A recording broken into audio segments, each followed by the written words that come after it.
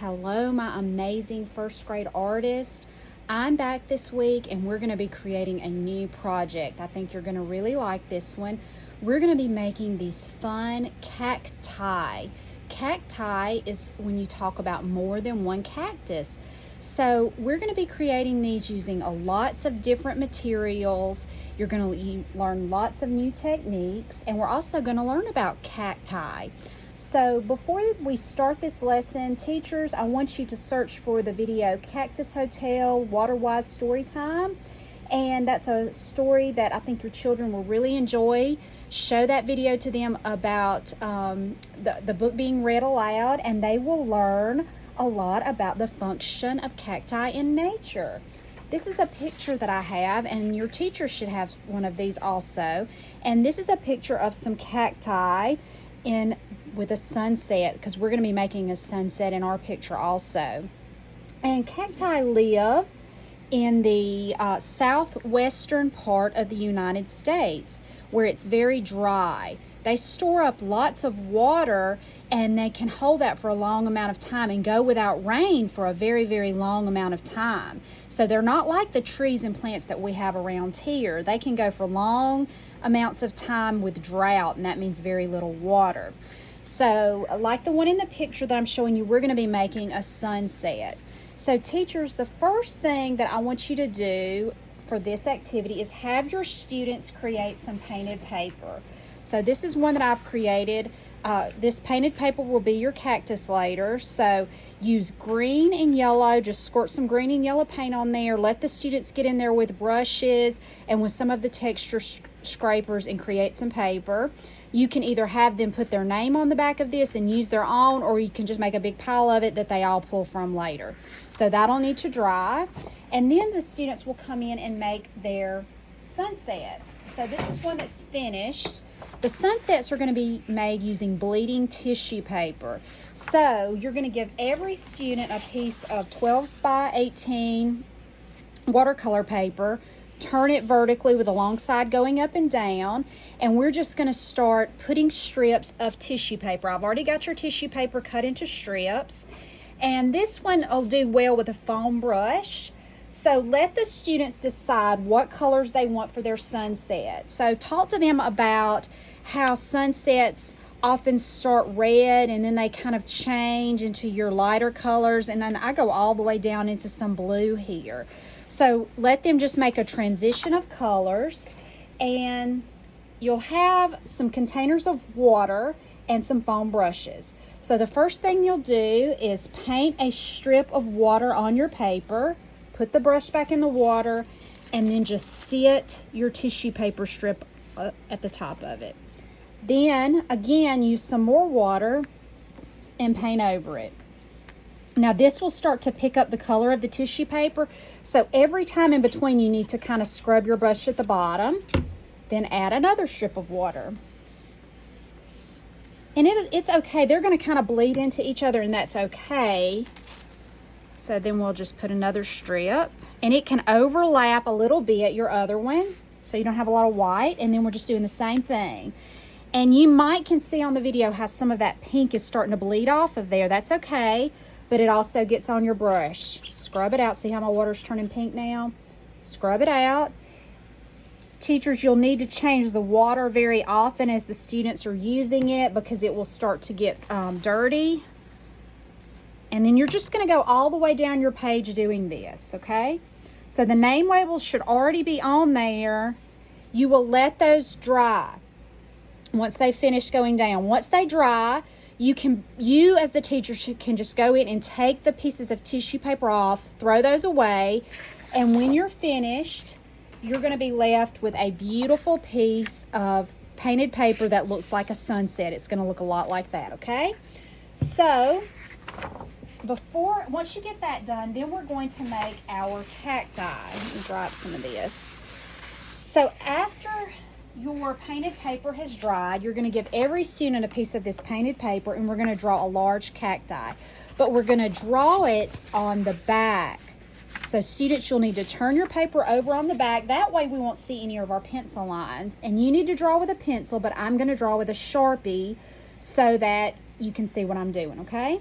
So cacti can all look very different. Some of them have these stems, that arms, I guess you could call them, that come off the side. Some of them don't. So and they are in different places. So you kind of decide how you want yours to be. But we're all going to start with this basic shape that's the middle part of our cactus, okay?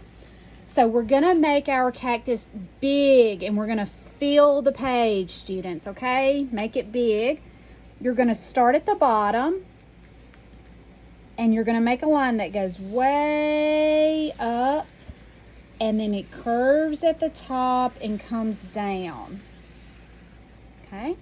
Now leave some room on the sides for your arms. So I'm going to make an arm over here. I'm going to come down. I'm going to come over, up, kind of like that. And then I'll make one up here. So I'm going to go over, up. I got to watch the side of my paper like that. Okay? So you're using a pencil. Remember, if you mess up and want to start over, you can erase, and that'll be fine. Then, teachers, I want you to let the students cut these out, okay? We're going to cut around the outer edges. Don't cut this line or you'll cut your arm off. If you accidentally cut your arm off your tree, it's okay. You can just glue it back later. But we're going to just try to cut around it, okay? Remember, when we're cutting, that we turn our paper. Let the students cut these because it's very good practice. All the students need to be learning how to use their scissors. So make sure you let all your students cut theirs, and just go slow and take your time. Turn your paper as you go. It's okay if you're not perfect on that line, because this is the back of your cactus. You won't see this.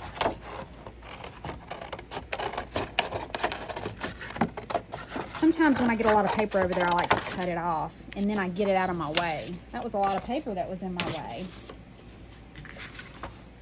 So I'm just going to keep going.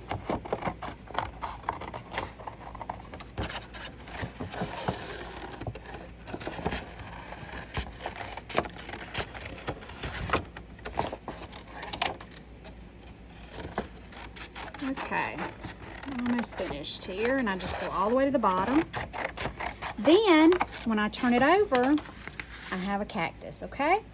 All right, now the next step is going to be, you're going to have your sunsets that you painted last time. They should be all dry. Look how pretty that is. And it bled some, and that's okay. It makes it look really beautiful, because sunsets aren't perfect lines.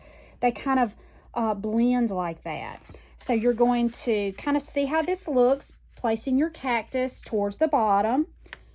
It should be really big to fill that page. And then let the students use some white school glue. White school glue, I think, will do better because this painted paper is kind of thick, and this will hold it a lot better. And also, teachers, to make sure it glues down really good, you might want to stack them under some books or some reams of big drawing paper or something to make sure they're good and flat. You could do that and let them sit for a few hours, and then it'll be ready for the next time. So we just glue that on there. Make sure you use plenty of glue. Press it down really good. Okay, and there's our cactus. And like I said, these places that are kind of bumping up, if you'll put something on it, it'll flatten it out for you for next time. All right, then the next step is we're going to put in the quills for the spines for the cactus, okay? So those are going to be printed. And printing is just when we transfer some paint over using something. And we've got these cardboard strips that I've cut for you. And your teacher is going to have some black tempera on a plate. And all you're going to do is dip your cardboard in it, and you're going to start printing these spines for your cactus all around. And so I kind of like to go first around the outside and see how I'm kind of curving for the shape of the cactus. When your paint starts to run out and it's not enough on there, you just go back and get some more.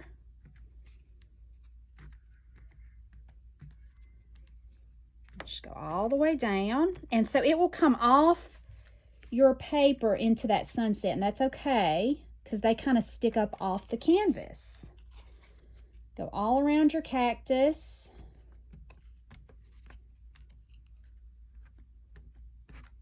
That.